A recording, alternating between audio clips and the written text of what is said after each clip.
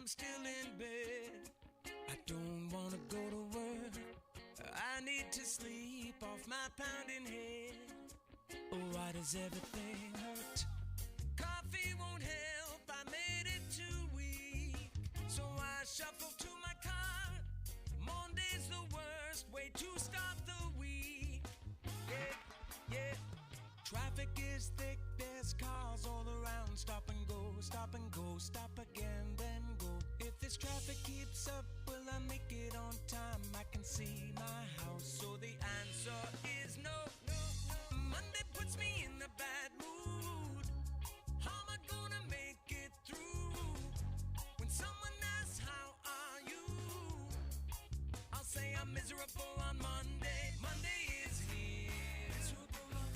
My smile disappears. It's a kick in the ribs. Monday makes me feel like poop.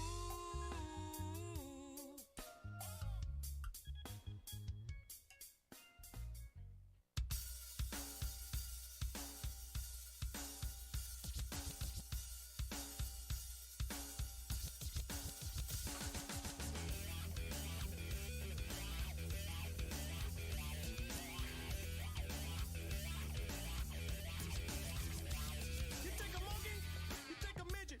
You take a monkey, and then you take a midget. You take a monkey, you mix it with the midget. Then you got a monkey midget. You take a monkey, you take a midget. You take a monkey, you mix it with the midget. You take a monkey and you mix it with the midget. What you got? What you got? A monkey midget. Break.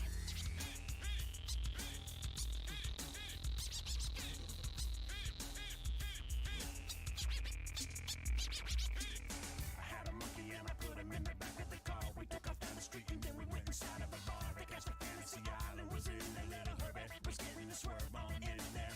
The midget started making eyes with my monkey, and then they went inside of a room. Monkey, it was monkey midget lovers when I talk about the midget. My monkey got it on with $1 million midget.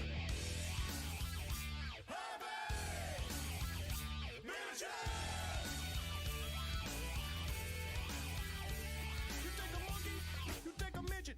You take a monkey, and then you take a midget. You take a monkey and you mix it with the midget, and then you got a monkey midget. You take a monkey, you take a midget. You take a monkey, you mix it with the midget. You take a monkey and you mix it with the midget. What you got? What you got? A monkey midget break. We almost there. Just hang in there. Just getting it ready.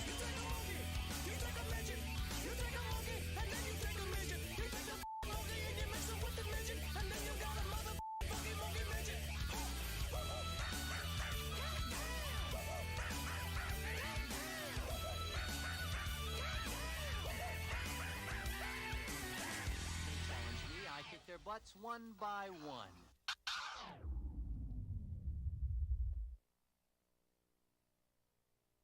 I want to shop, go to a spa, and get a massage from a hot French guy. Oh, yeah? Well, I want to get drunk in Vegas with an exotic hooker. Now you can travel and do both separately. Thanks to Spouse-Free Vacations, your trip of a lifetime won't be ruined by a nagging you-know-who. So, how was your vacation? Awesome. How was yours? Awesome. Will you excuse me? I have to call Jean-Luc. Who? Spouse-Free Vacations, the cure for the common marriage. He cut my hair last night, it's tight. It's short on top, but it's long and back. And I'm gonna get high when I get back.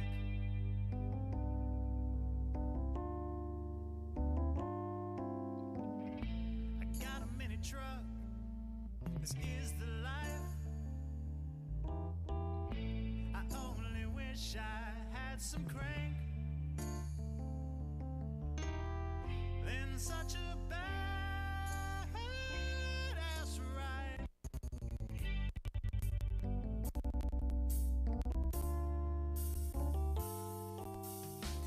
And I think I'm gonna cut it short on the sides. I'll grow it long in the back this time.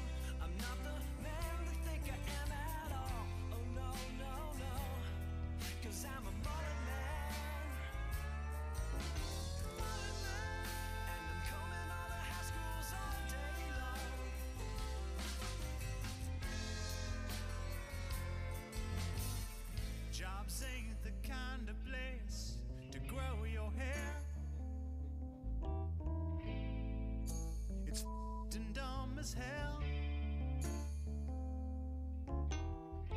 and there's no one there to praise your long, precious mane.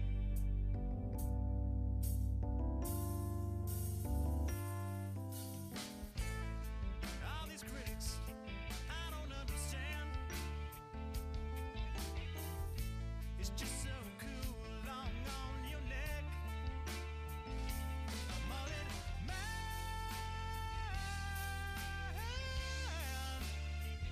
I'm a mullet man.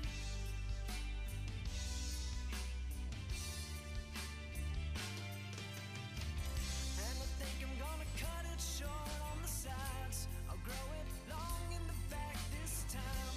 I'm not the man that think I am at all. Oh no, no, no. 'Cause I'm a mullet man. Mullet man. And I'm combing all the high schools all day long.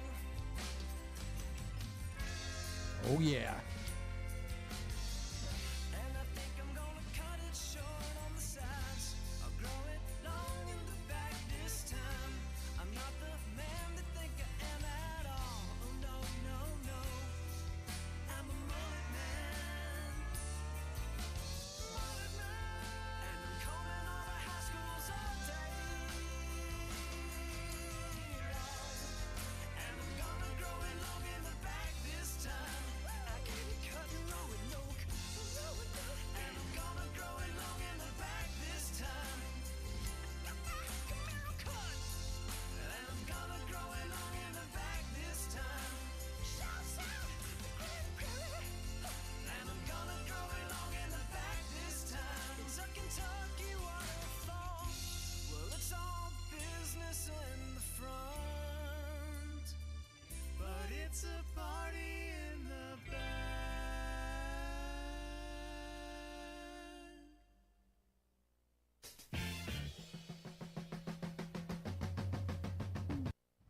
He'd love to help you find your inner peace, but this way too loud for that. Mickey the Kid.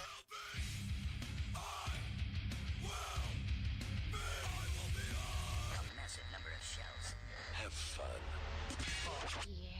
FCC won't let me be, or let me be me, so let me see. It feels so empty without me. Guess who's back? Mickey the Kid.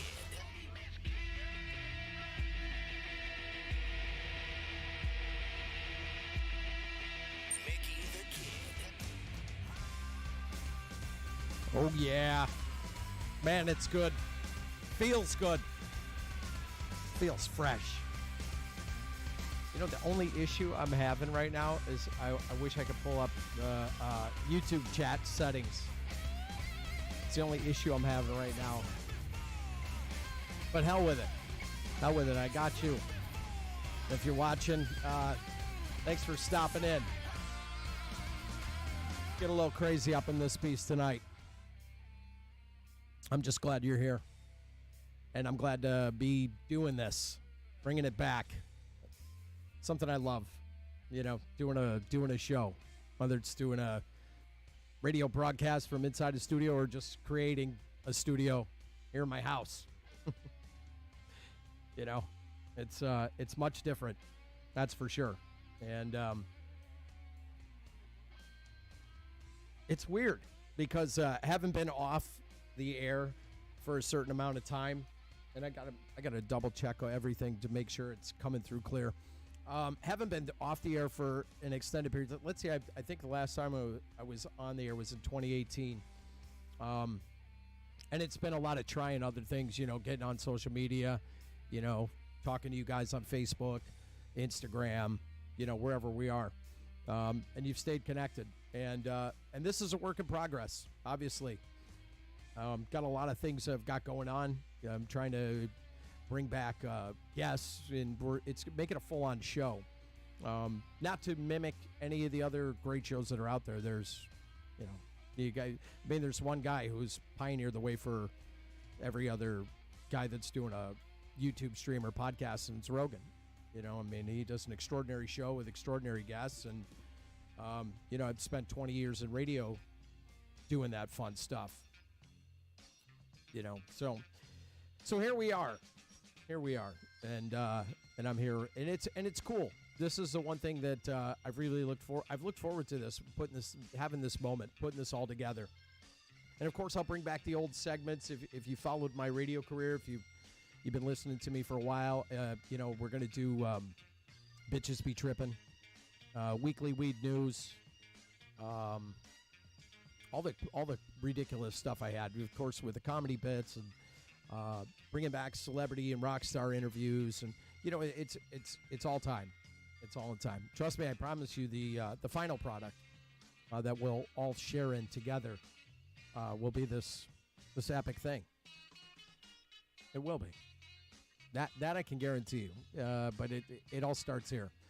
Starts with the christening and getting the butterflies out and just getting back to doing something that I love to do, and it's entertaining, And if any of you followed me, you know that I've thrown my hat in the ring to try stand-up comedy, and that's a tough gig, dude. So if you've never got on a stage before and stared at a crowd of 250 people, it is absolutely there's an overwhelming feeling that comes over you when you're doing stand-up comedy, and I become incredibly nervous. And one of my nervous tics is to say the F word every other 5 seconds. And radio has always been like church to me. Having been a broadcaster for 20 years, worked on great shows like Waking Up with the Wolf, Man Cow, the Liz Wild show. I had my own show for a few years, and this is like second nature. This is like putting me in a bathtub of warm water. And, oh yeah, smooth feeling. Yeah, let me soap myself up. It feels so good. And that's the difference. It's a big difference. Am I going to give up on the stand-up comedy thing? I'm not going to give up on it. I'm just going to make sure that I'm more prepared. If you weren't there that night, so I did stand-up comedy back in May, and or was it April? It was April. Actually, it was April. Or was it May? It was May. It was the beginning of May, the second week of May. And it was it's called Be Funny or Get Dragged Off, and it's hosted by a bunch of drag queens. One that looked like Lex Luthor, honest to God, like an oversized Lex Luthor. Like, I'm talking about a hippopotamus of a man with a bald head, lipstick, and look, I mean, like Superman slept well that night. I promise you he did. And if you're not funny, you get 2 minutes and 30 seconds to kind of get it started. And upon you losing your steam or losing your bearings in the whole process, these drag queens, people can heckle you, so they give you a kind of a line. So I made it about 6.5 minutes, but I got in. I had a joke when I wanted to open up with, and the minute I turned around and just looked at everybody, it was you shit your pants. It just happens.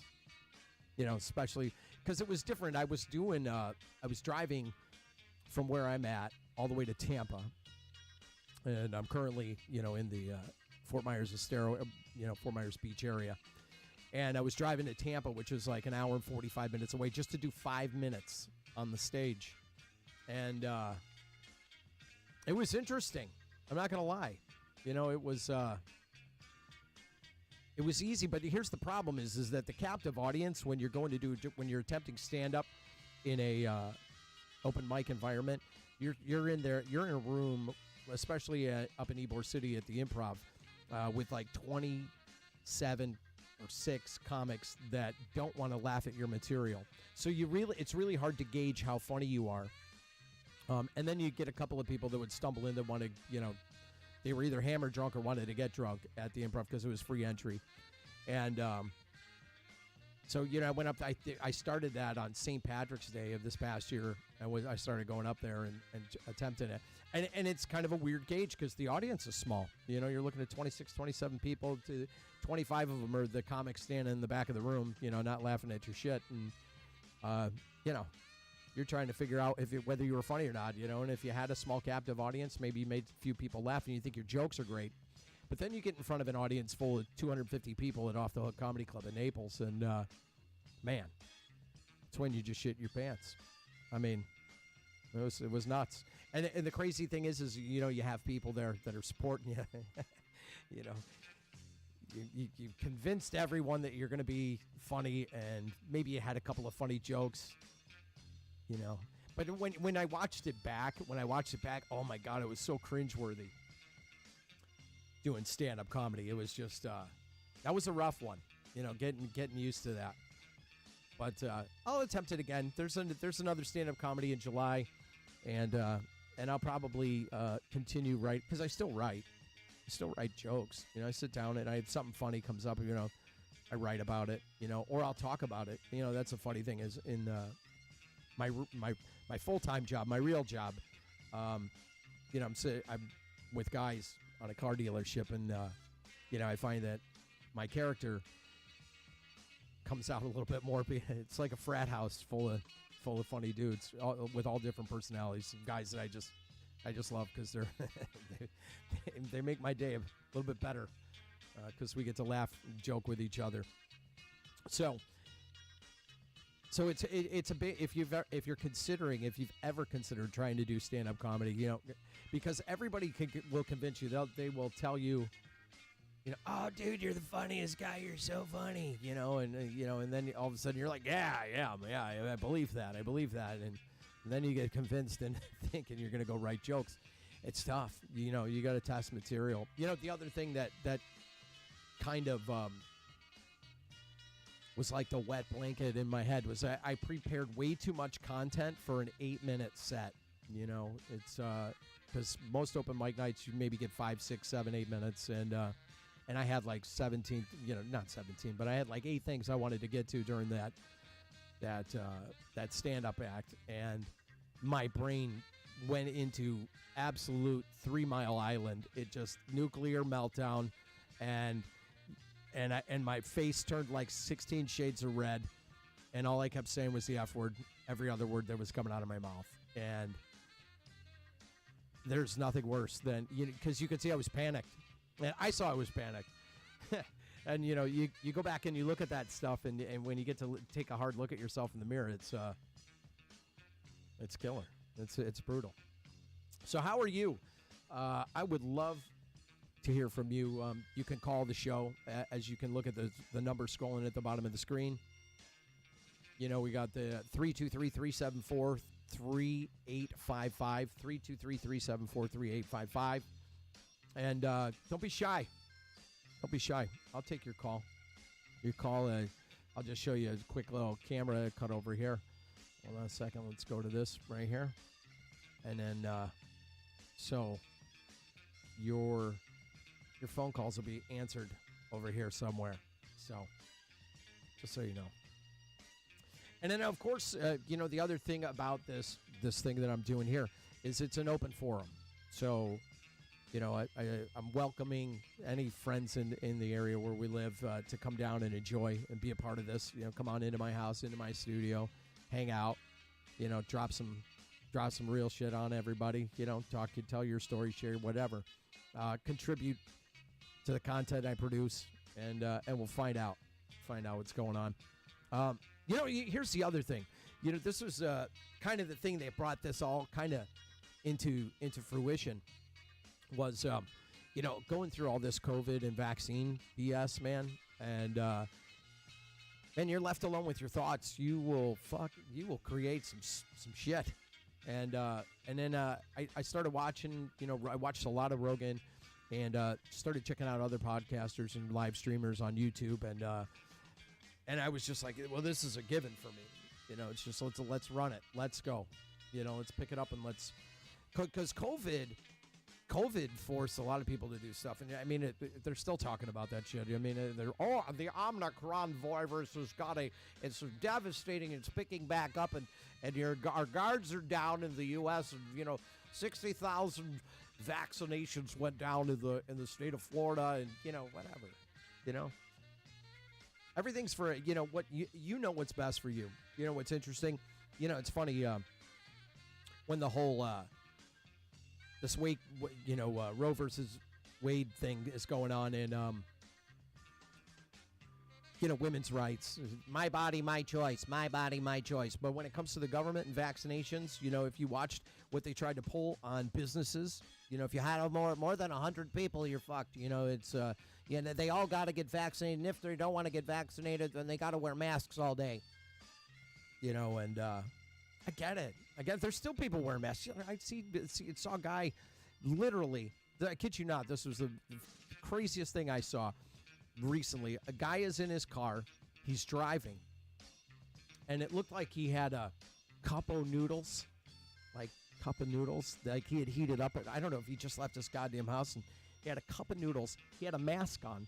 And he was pulling down the mask to, eat the oodles and noodles deal. While he's driving. We're going down 41 towards Naples, here in Southwest Florida.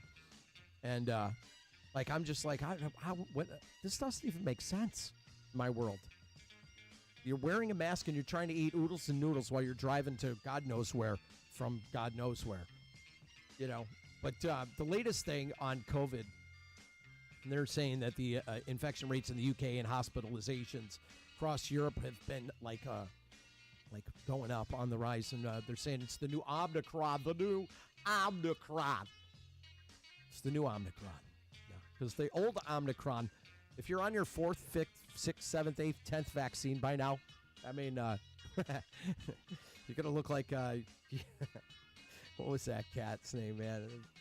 Not Swamp. Was it Swamp Thing? I don't remember, man. No, the Toxic Avenger. That's what you're going to look like. You're going to look like the Toxic Avenger. You're going to have boils that are popping out everywhere. I mean, Jesus. I haven't had the vaccine. Not a vaccine guy. Got a great immune system. Good. Got health. I had COVID. Had COVID for, It was 3 days. And this is the thing is, and they didn't make this available all over the U.S., but the monoclonal antibodies, man, that shit is the real deal. Because I haven't had COVID since. And I know people that got vaccines that have had COVID 2 and they're on their 3rd or 4th time. Fauci, yeah, mister, I'm on my 4th vaccine. I'm on my 27th vaccine, and I've got COVID for the 6th time. It's absolutely retarded. So, you know what your body's like. You know what your body can handle. You got to, if you got a compromised immune system, absolutely protect yourself. Protect yourself. It's just that, I don't know, man. If I, and maybe you can understand this, is that if I keep telling myself I'm in a constant state of affliction, well, I'm in a constant state of affliction. Oh man, the fuck, I'm gonna get the COVID, and but there are people that went out and got it, and God bless you if you did it. If you got diabetes, I watched my father-in-law. COVID's very real, no question. I don't question the reality of the illness, of the disease, but I question the validity of the vaccines. Absolutely, if you got 2 doses of the vaccine or third the booster. I got the booster. If you got the, buy a Pez dispenser with, COVID tokens and just eat them down. I don't know. But if you've had a vaccine, like for instance, polio, it eradicates the virus. You can't get it. You know what I mean? That's what a vaccine is otherwise it's just a flu shot. Hey, don't forget to get your early December flu shot. I don't know. I'm just an opinionated idiot, honestly. But it's just my take on stuff because I've watched so many people. Man, I've seen a buddy, a very good friend of mine. He's 56. He's got a son and his daughter, and they have a 2-year-old, or no, it's a baby. It's like an 8-month-old. And they're like, if you're not vaccinated, you're not seeing your grandchild. Period. No vaccine, no visits with the grandkid. And, we know that changes very quickly, especially when you need a babysitter on date night. You find it out, and people, you can't shame people into getting a COVID vaccine, and there was a lot of that going on during COVID. If you watched social media, anybody on Facebook, between Jesus, if we look at the last 3 years, of the insanity that has happened between election conspiracies and just everything that's going on. It's crazy. And if you're not Trump, if you're not Biden, or if you're not a Democrat, unfriend me. And if you're not a Trump supporter, unfriend me. And, it was just like, I was watching, like, it's crazy because it's like you're an armchair quarterback just watching the battle.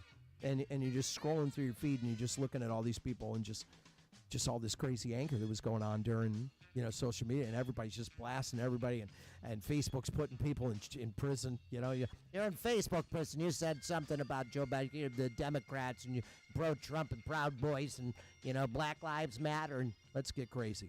And it was just, you would watch this stuff unfold on social media, and I can't imagine how many people gave up however many friends during COVID. And during the election, my God. And hey, if you voted for the clown in office, well, great, And it's just, again, I'm just an opinionated idiot on a lot of levels. But maybe you're sharing the same stuff that I am. Gas prices are ridiculous. You're looking at $4.73, $4.88, $4.83, depending on where you live. You're in the $5 market. Then Biden has said, we're going to have a summer tax cut, summer gas tax cut. And who's paying for that? Who's paying for that? Because I think Georgia and Tennessee did away with the gas tax during this time to keep gas prices a little bit lower. And, and it's interesting if you watch, if you're focused, because it's like a little shell game. They're shuffling the shells, and just look at, keep your eye on the ball over here. It's over here, and it's crazy what's going on. It's just a lot of shuffling. And when they're creating a bigger distraction over on this section, that means there's something else coming. Something else is coming, which is interesting. We'll be ready for that shoe to drop at some point. But so here's this thing about COVID. So this Dr. Chris Papadopoulos, he's a principal lecturer at the Public Health University of Bedfordshire, England. And he told the City AM that in recent months, the government has pushed the idea that we are all past COVID-19. And that isn't something to be concerned about anymore, especially if we've been vaccinated. Well, he said the recent uptick in infections shows that what an enormous mistake the government policy was. It's crazy. One of the key reasons people take action to protect themselves during a pandemic is if they feel threatened by the disease. And anyway, they say if the case rates continue to increase, which they likely will, the government will need to urgently change its messaging to reflect the realities of the situation. Dr. Chris Papadopoulos. Yeah. Okay. Thanks, Doc. Where's Dr. Fauci? Is he in hiding like Nosferatu? Is he just gonna pop out of a cave and yeah, it's like Bin Laden. You just never know where that guy's. I haven't seen or heard from him. I heard he had COVID again, and then just went directly into hiding.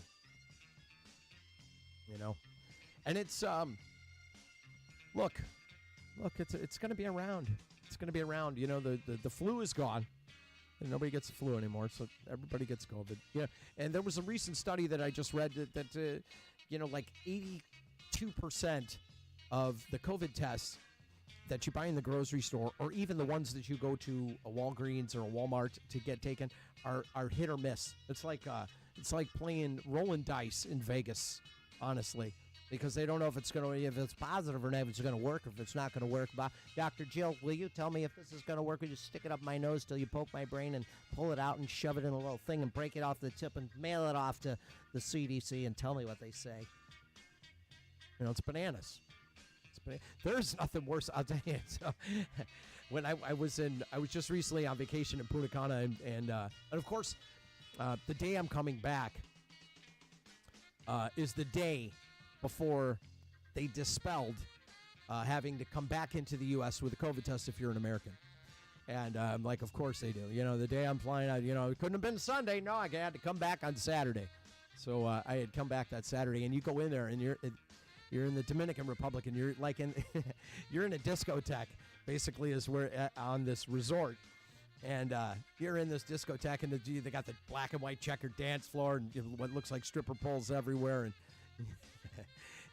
so you walk in there, and there's like these white, those like white plastic folding leg white 6-foot tables, and there's like two ladies there, and you had to go schedule it with the concierge, and the concierge goes online and puts your thing. So you have the e-pass and blah blah blah, and you got to get this thing, you got to fill it out for you and your spouse. So we go in there, and I mean, the lady was, I don't know if she knew her own strength or not, but it was interesting because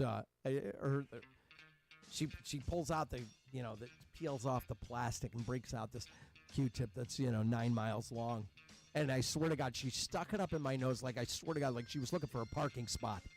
It's like, let's see, like we can park it right up here somewhere. And my eyes, first of all, I was starting to gag, and then my eyes were just like tears streaming right out of my face. Yeah, and then they've got the 3-hour results. You get the check. Make sure you check your email. Okay, I'll check my email. 3 hours later, negative. All right, great. I guess I can fly now. And then that Sunday, they just did away with, all Americans, if you're right, it doesn't matter where you are, just come on back. We trust you. We know you're not bringing COVID or monkeypox or the swine flu in. Yeah, do you? Apparently Omicron's back. He's got a new name. He's got a new level. It's gone to a new level. That's what I know. Which kind of wants to take me to my next deal here. Give me 1 second here. We'll go to this. Hold on, we'll go right here. Mad cow, the monkeypox, the bird flu. Even that story. Watch out for the bird flu. It's coming. It's going to kill 100 trillion people. It's going to kill everyone. It's going to be a huge worldwide epidemic. It's a pandemic. That's like epidemic, but worse. There's a P at the front. It's a pandemic. It's going to kill everyone, even the pandas. Even adorable little pandas are going to get it. Everyone's going to die from this pandemic of bird flu. Everyone will be dead. Back to Jim with sports. They don't even... It's this giant story, and then it just goes away. The bird flu spread to Romania now. It's in Romania. But it hasn't affected any Romanian people, because apparently the virus can't penetrate cologne and polyester sweatsuits. But it could mutate, that's the fear. They found a dead bird in Romania. They figure out the virus is there. Who's finding these dead birds all over the world? When I was a kid, we used to find dead birds all the time. We didn't take them in for autopsies. We picked them up and we threw them at the kid. That's what we did. That's what we did as kids. Kids are cruel. We didn't even know what was yet. We just knew he ran like a girl when you threw dead at him, so we did it over and over again. We torture these little for choosing a decadent lifestyle. That's what people think these guys are choosing. You think this 6-year-old kid was choosing to run like a girl? He was choosing to have birds smushed in his face because he knew that one day he'd get to wear assless chaps on a papier-mâché float?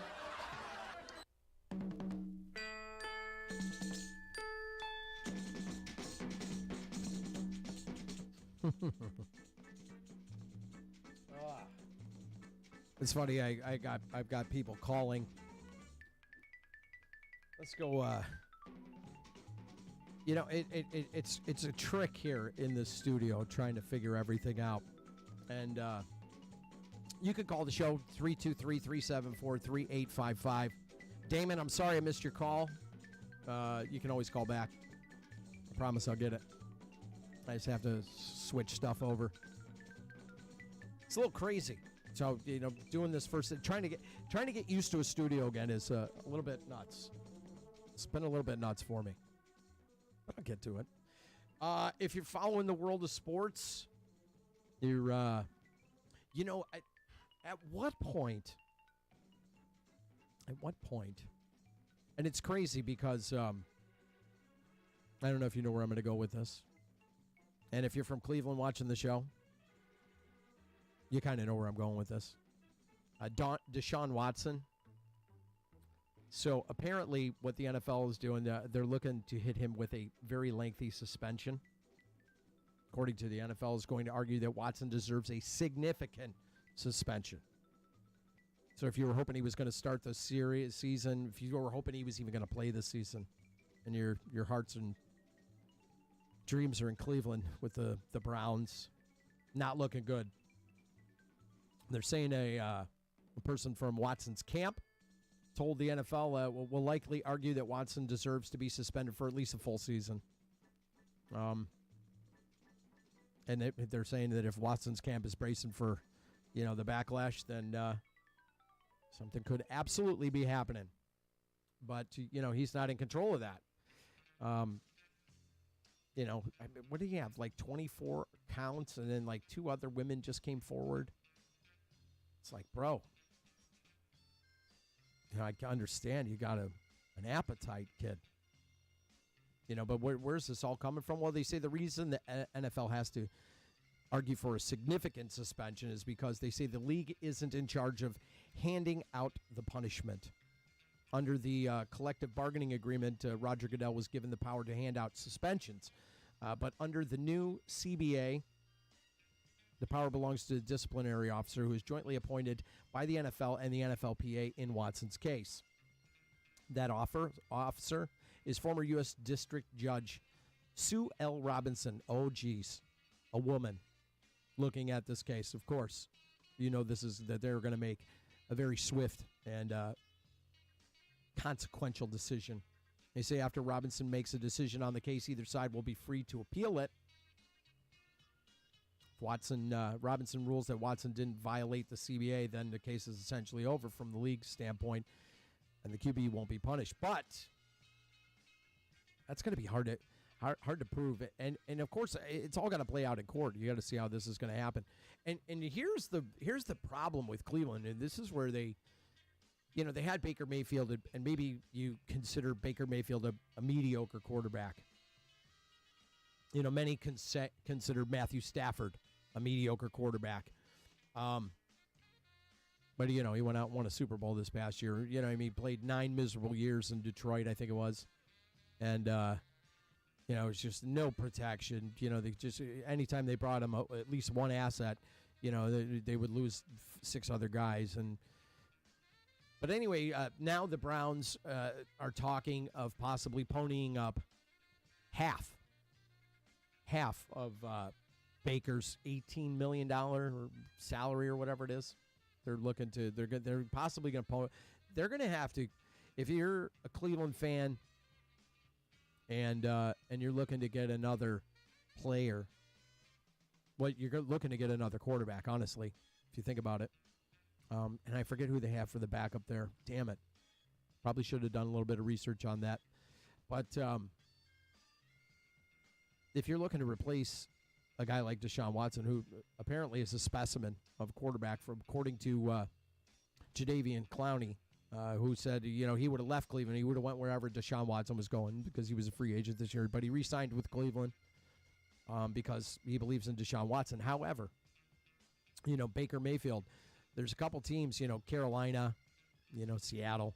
You got some places for Baker Mayfield to land, but you're going to have to give up you're going to have to give up some serious draft choices and pony up a whole bunch of money to kind of absorb some of the pain for any team taking him with a $9 million remaining buyout. If Cleveland's going to pay $9 million and somebody else is paying the other $9 million, $9 million just to get to acquire the guy when the guy's he's on. It's either that or you shit can Mayfield. You just kick him off the bench and pay out his salary and let him ride out the year, or just release him, let him go and live his life. Because the way it's looking, he's going to be teaching like a summer football camp, or he has been all year in Oklahoma, and where he's going to wind up from there, God knows.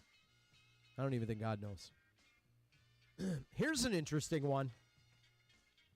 This doozy kind of pushed me in an interesting direction. Texas Republicans. Check this out. They're pushing for a referendum to decide whether they should secede from the U.S. Think of that. Now, Texas, ain't nobody going down to Texas. First of all, let me give you a couple of things about Texas. If you don't know anything about Texas, some friends that lived in Texas. I lived in Dallas, Texas, did radio in Dallas, Texas. And they have more tigers that live in Texas than there are left remaining in the wild. There are more tigers in Texas. Hear me out. Hear me clearly. There are more wild tigers in Texas than there are roaming the world. That's a fact. Google that if you don't believe me. And then that place is probably armed to the teeth, man. That place is like, I guarantee you, everybody in Texas, that place, everybody's, garage or everybody's got a gun room in Texas. Promise you that, And I say let them secede, man. That would be a huge, huge move, and kind of a big middle finger to the rest of the country. Like, hey, man, we're out, checking out. We're not in with this establishment, and which then would make me question: would Ron DeSantis do something like that for his peeps in Florida? It's another big question. But they say the demand for Texans to be allowed to vote on this issue in 2023 was one of the many measures adopted in the Texas GOP, good old boys party, platform following last week's state convention in Houston. They say under section titled State Sovereignty, the platform states that pursuant to Article 1, Section 1 of the Texas Constitution, the federal government has impaired our right of local self-government. Therefore, federally mandated legislation that infringes upon the 10th Amendment rights of Texas should be ignored, opposed, refused, and nullified. Think of that. Everything is big in Texas. This is a big move. It's a big move. They say Texas retains the right to secede from the United States, and the Texas legislature should be called upon to pass a referendum consistent thereto. In another section on state governance, the platform states that Texas Republicans want the seceded from the Union in 1861 before being readmitted following the end of the Civil War in 1870. Did not know that. But here's the thing. The U.S. Constitution makes no provision for states to secede. And in 1869, the Supreme Court ruled in Texas versus v. White, the states cannot unilaterally secede from the Union. If there was any constitutional issue resolved by the Civil War, it was that there is no right to secede. Well, what about the human right? We have the right to live here. We were born here. We have the right to live on the earth however we want to live on the earth. And, of course, the archaic oligarch that we call the presidency that's going on there, it's insanity. They say that still modern secessionist efforts have continued to state for decades and tend to become louder when a Democrat is a president, according to the Tribune. That's what they're saying. It's not clear how popular the effort is among Texans, but the Texas Nationalist Movement website claims almost 500,000 Texans, which isn't a lot because it's a huge state, support its work to make Texas an independent nation again. So that'd be interesting. I would probably get a bucket of popcorn ready for that one. You think about it. They say the movement's efforts have been promoted by Texas Republicans. Last year, State Representative Kyle Biederman introduced the bill, called for a Texit. Oh, I like that. Look at this guy. He's kind of coming up with catchphrases. That's a bumper sticker waiting to happen. The Texit. The Texit referendum, which was endorsed by Texas GOP Chairman Allen West, the bill ultimately failed. The bill was rebuked by lawmakers on both sides of the aisle. The Republican State Representative Jeff Leach branding, it's a disgrace to the Lone Star State and and the very definition of seditious. Seditious. Well, that'll be interesting. That would be interesting. You know what that takes me to?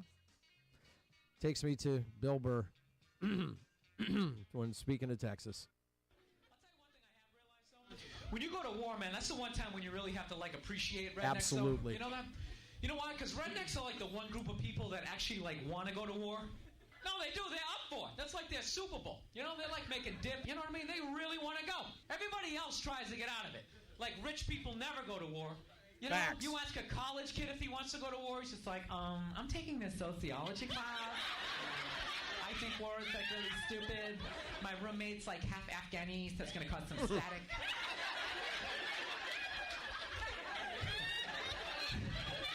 You ask a redneck if he wants to go to war, he's just like, hell yeah! Facts. I'm ready right now! You just point the direction, buddy. I'm ready to do this. All my life, people telling me I'm up.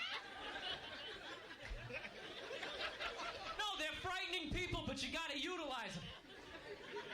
Seriously, you want to scare the enemy, all right? And rednecks are like America's pit bulls.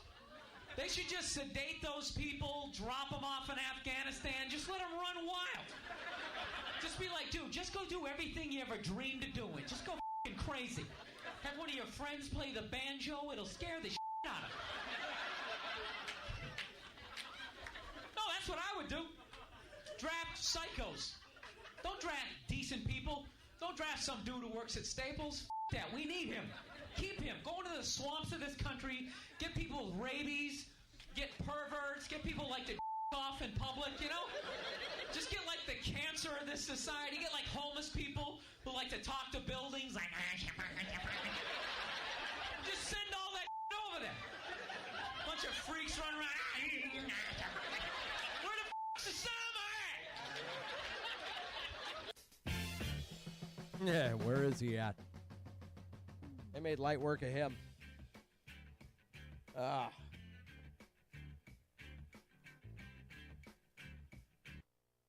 Yeah. So let's do this. Let's go to Damon. Let's see here. What's going on, brother? What's up, dog? What's crack-a-lackin'? I'll tell you what, man. I just had a whole bunch of my roommates blow my spot out and tell me, why do I mess with bottom feeders and stuff? And I was just like, you know what? A good friend of mine told me something like that just today. Just yesterday and just last night about messing with people who want to pull you down when they see a bright shining light in you. They want to pull you down. Yeah, we see that. We see those kinds. I see those types of people every day. Yeah, it's a hard thing. It's a hard bullet to dodge sometimes, man. When you're inside feeling low and down, and you kind of like, it's kind of like I guess when I dress good, I think I feel good on the outside, but on the inside, I feel like a piece of crap. Yeah. So then I kind of pick people who based off of my self-esteem versus the based off of the outer appearance that I want to show.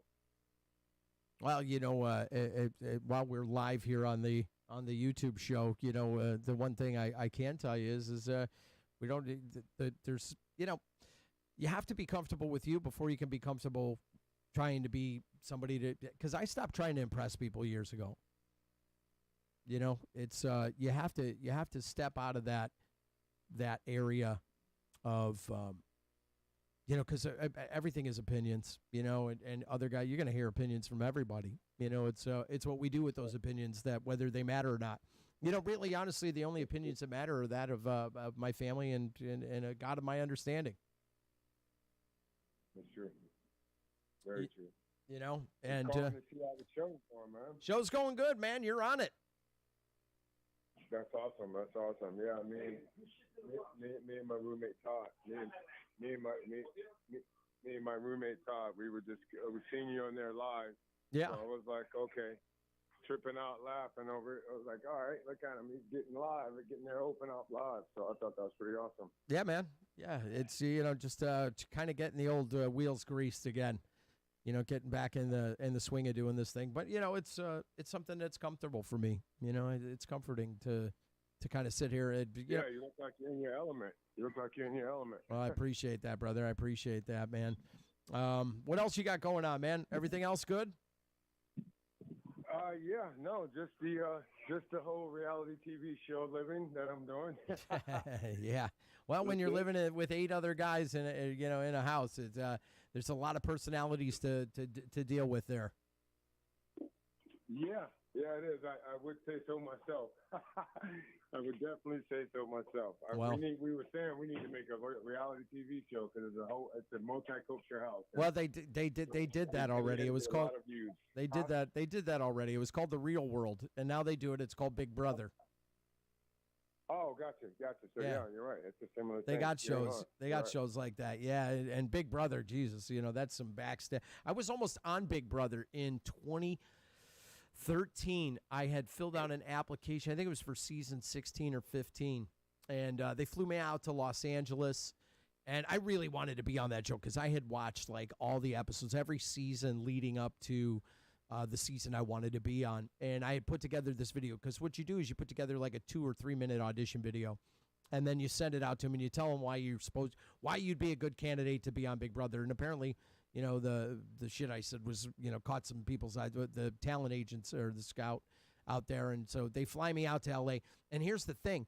So here's what's weird about Big Brother. So it's kind of quirky. So they fly you out there. They pay you a stipend. So every day that you're out there, they slide an envelope under the door of your hotel room. You're not allowed to leave the hotel room.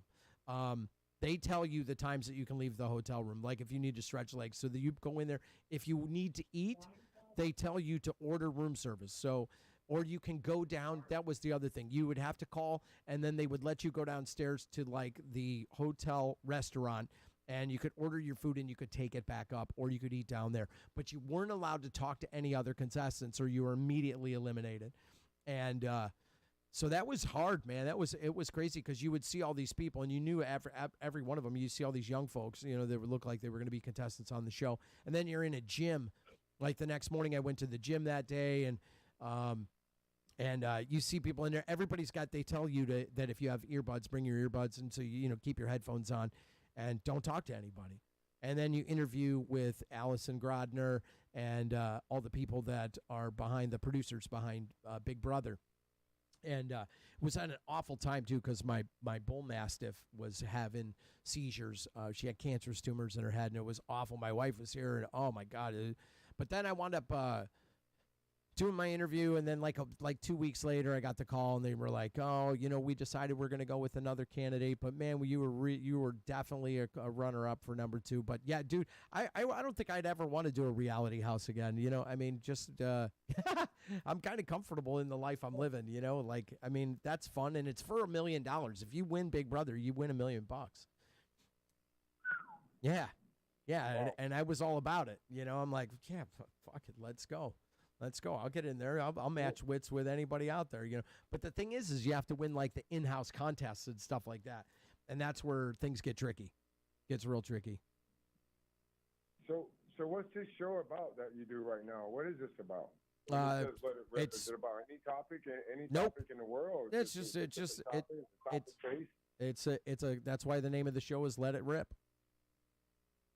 It's just about anything. It's not a show about anything. It's interviews, it's content. I talk about what's going on in the news, sports, whatever. Gotcha.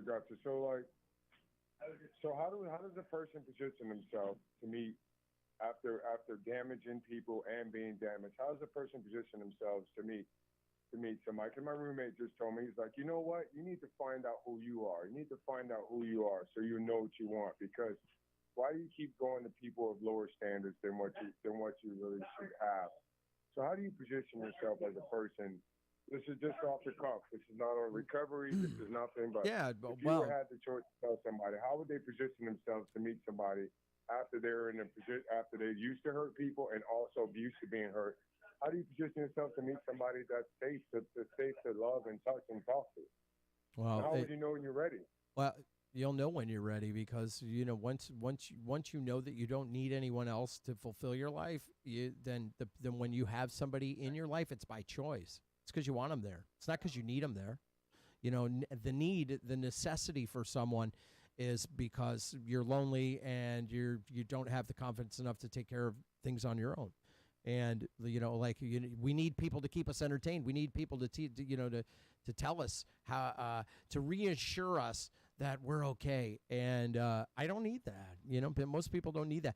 The reason I have a wife in my life, and my wife will tell you the reason I'm in her life is because she wants me in her life. It's not that she needs me. She's an independent woman. She has her own money. She does her own thing. If she left tomorrow, she would be okay. And it's the same for me. I don't need my wife in my life. I want my wife in my life. We have an extraordinary relationship, but that takes time. That takes time because the first thing you got to figure out is who you are. You have to be comfortable with solitude because right now most people are, that they struggle with loneliness. There are some guys that like being alone. I know I have quite a few friends that can enjoy being alone. And that's not loneliness. It's, hey, I enjoy my peace. I enjoy my solitude, and women are an added option. It's and if they want to be a part of their lives, then they'll choose to allow either to let them in or not let them in. And there's a big difference. When you see somebody who has that kind of confidence and that kind of belief and that kind of work in themselves, that it makes things a little bit different. When you can be at that level of, at least for me, and I can only speak for myself, that, I love having my wife in my life, but, I would be okay if I didn't have her in my life. I'd probably be a little hurt. I probably would have some of the, the thoughts. But back to here's the thing, is if you continue or if people, let's say that you were a person who hurt people and you were also hurt by people, and you continue to relive those afflictions in your life, you can't really grow forward past them, and that's the one thing that I understand, that I know, for myself. If I can continue to keep labeling myself in a constant state of affliction, oh, this person hurt me, I don't trust, well, then you're never going to trust, because the growth comes from the pain of being vulnerability. Having the vulnerability to give someone trust, because trust is the one thing that is so freely given, but it's one of the hardest things to get back once you've broken it. Very true. Very true. That's just, what I know from my life and the events that I went through to get to where I was, it's, and most of the people out there, if you know my story, you know my story. It was, it's why I've walked through hell to get to where I'm at. You said, and I actually said, when do you know you're ready? And you kind of just know, I guess, that's what I was saying. Why do people say, like my roommate, I wanted to ask him, but he left.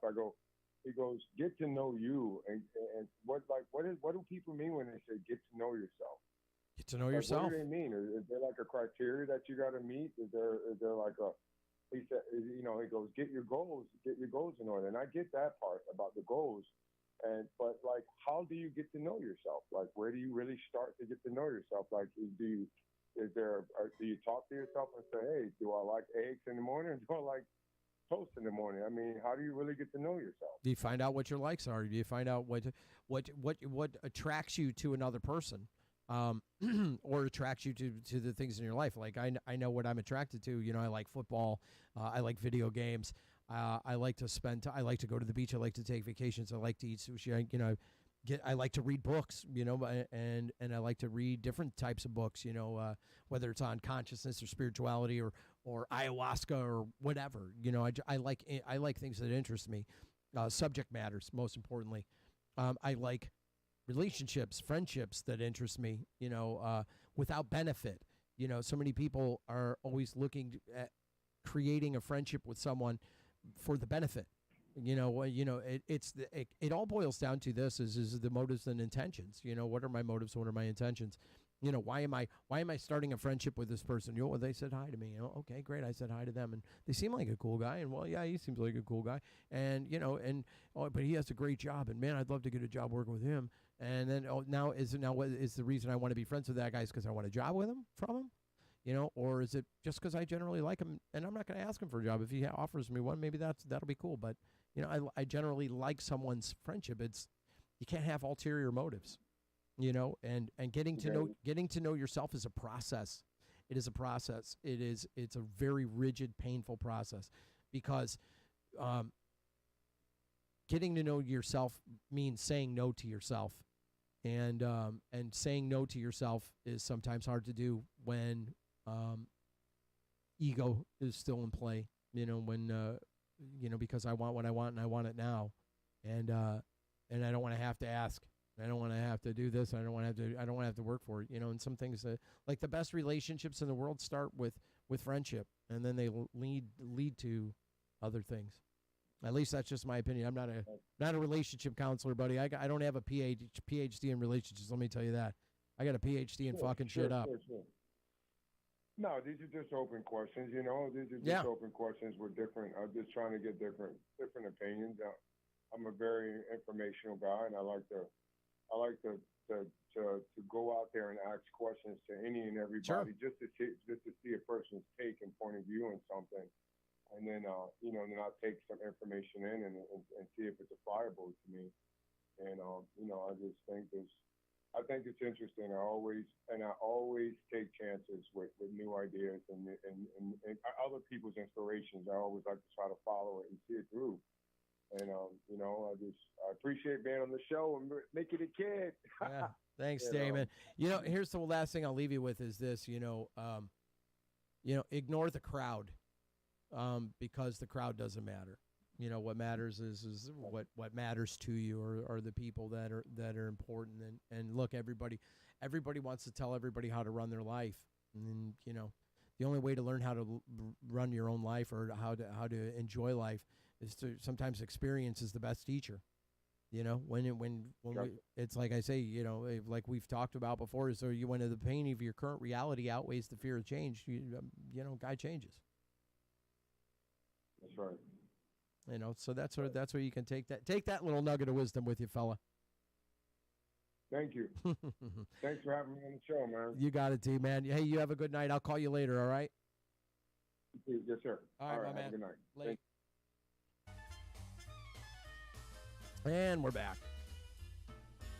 So, yeah, you too can call the show, 323-374-3855. What else do I got? I got one more last thing that I was looking at today. Well, I got a couple of things. I mean, I got a bitches be tripping today. I got all this stuff when I got home. Scour through the content of the world on the web. But Elon Musk, and Johnny Depp refers to him as the mollusk. Apparently, he thinks Elon Musk is slimy because he used to sleep with Amber Heard. But he is now questioning whether the popular sharing TikTok app is perhaps ruining society. That's what he thinks. It seems to think right now is that TikTok is ruining society. He said, is TikTok destroying civilization? And he says, some people seem to think so because perhaps social media in general is ruining society. Now, let me tell you something. So, I'm on TikTok as well. If you want to follow me on TikTok, it's Mickey Comedy FL. I'm on Instagram with the same thing, Mickey Comedy FL. And, I've kind of detached a little bit more from the TikTok. I was kind of excited by TikTok in the beginning, but their algorithm is very funky. It's very bizarre on some levels. So, and it's weird. You got to join grow groups and grow rooms to get followers, and you can't live stream until you get 1,000 followers, and there's a lot of stuff that goes on. And some guy just committed suicide, from TikTok because people bashed him. Another guy overdosed, because people bashed him. And I just keep seeing more sad stories coming out of that, out of that app, and it's kind of crazy, because it's a vanity based app, unless you're using it for other things. Like if you're using it to make people laugh, I love making funny videos on there. And if it made you laugh, great, cool. But some people are on there, there's girls on there showing their ass. Some people are humping pillows. I mean, there's some of the weirdest shit I've seen on there, but then there's some great DIY stuff. Then there's some inspirational cats, and a lot of different characters that I follow on there that are more conducive to the type of content that I would like to view. But here's what Elon says. He says, he said, it just feels like ADD, he says.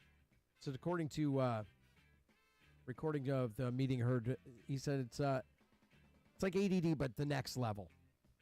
So TikTok's app has honed the algorithm to be engaging as possible, and he wants Twitter to be just as engaging, but in a different way. And I get that with the tweets. And if you look at, it's interesting if you if you go onto Twitter, it's a much different social media platform than like for say Instagram. And then if you go from Instagram and you go to TikTok, it's a completely other world. It's like a blizzard of just people doing shit, you know. Musk actually believes that Twitter has the opportunity to become a Western equivalent of China's WeChat, which apparently is like some instant messaging social media mobile app. But they say that, and there's a lot of it's no conspiracy. It's no conspiracy that China created the TikTok app. And some people say, you know, I forget who I saw. It was on Rogan, and he was talking about TikTok is kind of used as mental manipulation. It's to keep American population dumbed down. For, you know, it's just 15 seconds of scrolling. 15 seconds of scrolling. Oh my God. Scroll.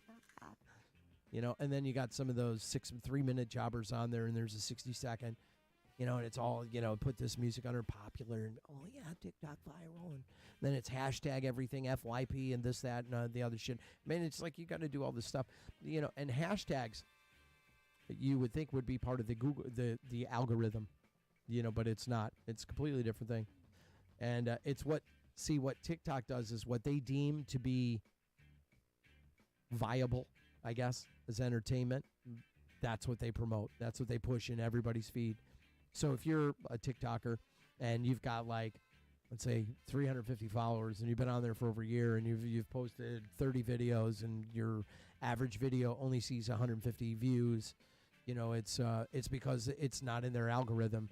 You know, you have to either be doing DIY or some crazy, you know, positive conscious thing that those seem to get a lot of hits on there, or like, you know, hurting yourself on camera, you know, like falling and smashing your head open, you know, or doing some wacky shit. So it's weird how that algorithm is, and it is kind of, TikTok is kind of it's a very tricky social media, because you can go down the rabbit hole on that bitch real quick. But you know what? You'll see guys on there like Dane Cook. Like I saw Dane Cook, and you've got to subscribe to his TikTok. In order to subscribe, you got to pay the bastard to participate in his little live events that he has on TikTok. So, you know, so then now they're banging you for cash, you know, and then like if you go into these grow rooms, if you don't know anything about TikTok, you can go into, you can purchase like tokens, like you can send roses, or you can send TikTok baseball cap or a football, and each one of those equals a percentage. So if let's say you bought $20 worth of TikTok contributions, and like one rose, you know, you have to, and it equals like 1,200 contributions just with one. But some of them are like 599 tokens, and it's like, do the math on that for how much $20 equals 1,400, you know, little send ups. These kids on TikTok are getting fucking paid, bro. They are getting paid, especially the ones that have really good live chat grow rooms. I mean, these kids, you know, I'm looking at, I've gone to some of these grow rooms, and they're, you know, 10,000, 15,000, 200,000, you know, 500, 5,000 strong. You know, go to Madonna when she does a live. I mean, she's got like, you know, 8,000, 30,000 subscribers in there, or, you know, TikTokers at one time. You know, everybody's trying to get noticed. Oh, look at me, look at me, look at me, follow me, follow me, follow for follow. You know, and you watch it. You can just watch the stream. It's chaotic. So yeah, so it kind of is dumbing everything down. Whew, man. Well, I don't know what else well, I do know a lot of other things, but for now, I'm gonna wrap this thing up, and I'll do your weekly weed news. How about that? Let's do that for you. It's the Weekly Weed News with your cannabis correspondents, Cheech and Chong. Check it out, man. Smoking weed will give you high blood pressure, man. All right, man. My blood pressure loves getting high. I know, right? When my blood pressure gets high, it likes to chill on the couch and watch cartoons. Oh, far out, and then it gets the munchies. And that leads to your cholesterol getting high. Right on, man. And then your risk of heart disease is totally high. It's a full body party, man. That was the Weekly Weed News. Anyways, bad news, man. I'm being told now that high blood pressure is actually like a bad thing, man. Oh, man. You're totally harshing my arteries buzz, man. That ain't cool. There it is. So there's your Weekly Weed News. Anyway, I'm your host, Mickey the Kid. This is Let It Rip. Gonna wrap it up, man. I'm be back tomorrow. Not sure what time. Probably be around this time, 7, 8 o'clock, somewhere in there. I need some time to prep, and then we'll figure it out. We'll get it rocking and rolling. If nobody told you they love you today, I do. Want you to know, live on, love on, and rock on. And we'll see each other again tomorrow. Don't forget, you can write down the number. Save the number in your cell phone, 323-374-3855. Call the show. Love to hear your voice. We're in this thing together. Because I can promise you, you're probably a lot more intelligent than I am, but we're having fun. So we'll talk soon.